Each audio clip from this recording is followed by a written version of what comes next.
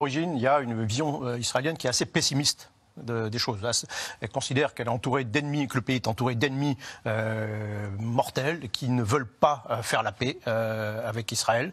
Et donc, il ne sert à rien d'essayer de les séduire ou quoi que ce soit. Mais en revanche, il faut être fort et il faut être dissuasif.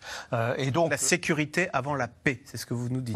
Oui. C'est-à-dire, moi, je discutais avec des officiers israéliens qui me disaient, la paix. On n'en voit pas, on voit pas comment elle pourrait. En revanche, tout ce qu'on peut avoir, en tout cas, c'est la sécurité.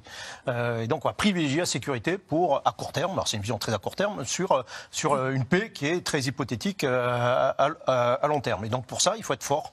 Il faut taper, notamment très fort à chaque fois.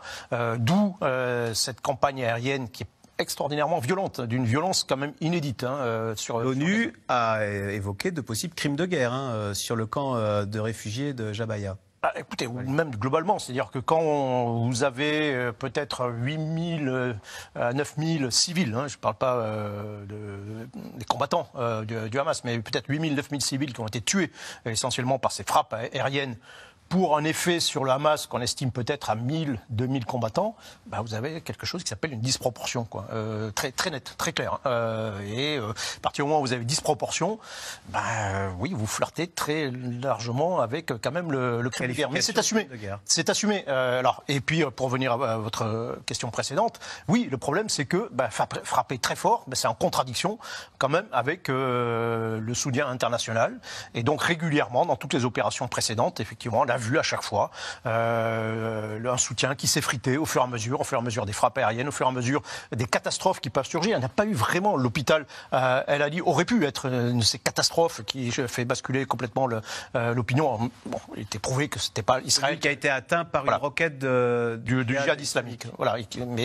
Mais dans les conflits précédents, ce qu'on appelle des Qana. Qana, c'est en 96, c'est un centre réfugié au Liban qui a été bombardé par les Israéliens. Ça avait fait 106 morts et ça avait enrayé complètement l'opération militaire. Ça avait même enrayé toute la campagne électorale du moment. Et ils avaient en 2006 guerre contre les Hezbollah. À nouveau, ils frappent Qana et des dizaines de morts. Et à chaque fois, là aussi, ça enraye tout le processus. Donc il y a une sorte de compte à rebours, plus un compte à rebours quand même de pression internationale, plus un autre qui est beaucoup plus interne, c'est-à-dire que Israël a aussi beaucoup de mal à mener des guerres de longue durée, de mobiliser 360 000 réservistes. C'est comme si en France, vous en retirez 3 millions de personnes de la vie active.